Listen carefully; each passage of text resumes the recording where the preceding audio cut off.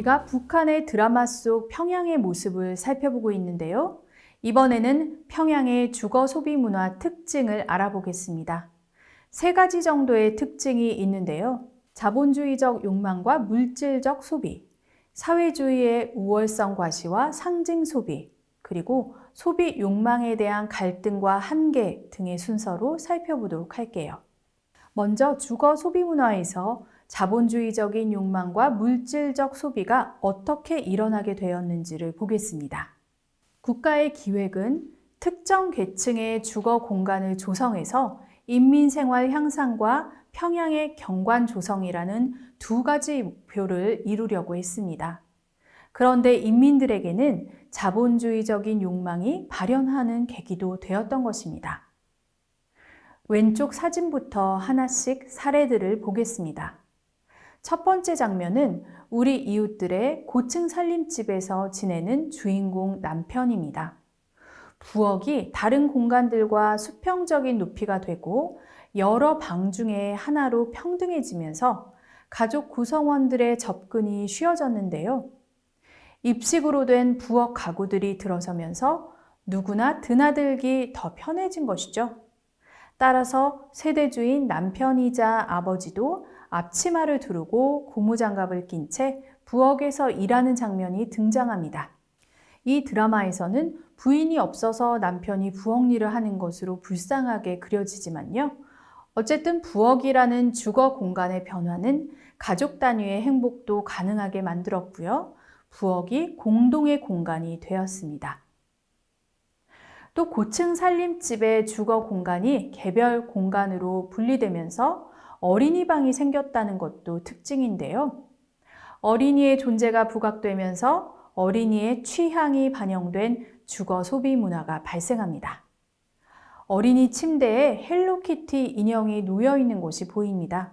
이 드라마에서는 다른 어린이가 치는 피아노 위에도 헬로키티 인형이 있습니다.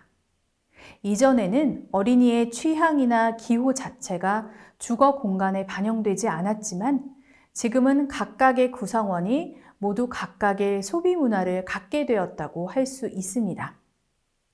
이사 풍경도 달라졌는데요.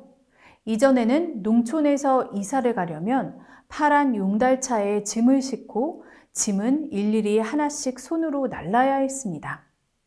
그런데 기다리는 아버지의 평양 창전거리 아파트에서는 캐리어에 직접 짐을 싸고 각자 개인 캐리어를 들고 승용차 트렁크에 실은 뒤 공항으로 떠나는 게 달라진 이사 풍경이에요. 개인 캐리어라는 것은 개인 소유를 강조한 자본주의적인 소비의 특징이라고 말할 수 있습니다. 또 주거 공간이 이렇게 가족 중심의 사적 공간화로 바뀌다 보니 가족들의 건강을 챙기는 모습도 보입니다. 오른쪽 장면은 부인이 남편에게 보약을 먹여주고 있는 모습인데요. 무슨 병이 있어서가 아니라 스토리와 상관없이 건강을 위한다면서 이런 장면들이 곳곳에 등장합니다. 남편이나 아버지와 같은 세대주를 챙기는 것도 특징인데요. 가족끼리 분리되어 있는 사적 공간과 경제력이 이렇게 추가적인 소비를 일으켰다고 할 수 있겠습니다. 개인과 가족을 챙기는 것이 가능한 주거 공간이 된 것입니다. 하지만 이것은 개인의 경제력이 뒷받침되어야 한다는 점에서 자본주의적이고 물질적이라고도 할 수 있습니다. 이번에는 실내 장식이 어떻게 달라졌는지 살펴보겠습니다. 드라마 북방의 노을의 집안에서는 장군님 식솔과 같은 문구가 그렇게 적힌 액자가 걸려 있었어요. 김일성, 김정일 초상화도 집집마다 걸려 있는 것이 일반적이었죠. 그런데 김정은식이 평양 중심가의 고층 살림집에서는 거실에 풍경 사진이 걸려 있습니다. 그리고 가족이 함께하는 거실의 벽면에 꽃그림 액자가 걸려 있죠. 게다가 김일성, 김정일 초상화가 아니라 가족 사진이 등장합니다. 옆에는 장군님 식솔이 아니라 참된 삶이라는 글씨도 보입니다. 이 가족 사진은 단순히 소품이 아니라 영상을 통해서 클로즈업해서 보여주고 있습니다.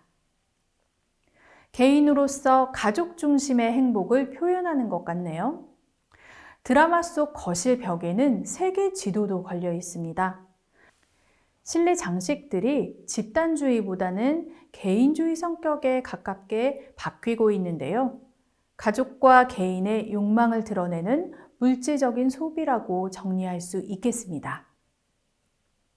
다음으로는 고층 살림집에서 이뤄지는 상품 구매에 대한 것인데요. 생활 필수품 공급과 구매에 있어서는 여전히 공동구매가 이뤄지고 있는 것을 보여줍니다. 아파트에서 가스통이 공급되었다고 알리고 있고요. 생필품들의 공급 변동 여부도 인민반장과 승강기 운전공을 통해서 주민들에게 전해집니다. 그러면서도 의사 아빠는 아이들에게 매대에서 음료수를 사주면서 해달라는 거 다 해주겠어. 이렇게 말합니다. 아버지의 경제적인 능력과 가족 중심의 행복이 연결되고 있습니다. 고층 살림집 주거 공간에서 이루어지는 식문화도 살펴보면요. 영상물 곳곳에서 빵이 자주 등장합니다. 드라마 우리 이웃들에서는 아침을 못 먹은 아들에게 어머니가 빵을 주면서 먹으라고 하는 장면이 나옵니다. 빵이 주식을 대체하고 있는 것이죠. 이웃 주민들을 초대한 자리에서도 빵이 수북하게 올라와 있고요. 여기서 김치 깍두기가 같이 나오는데 음식끼리의 조화는 고려하지 않은 것을 보면 냉천 사이다라고 적혀 있는 저 음료수와 함께 보여주고 싶은 것을 보여주고 있는 것 같습니다.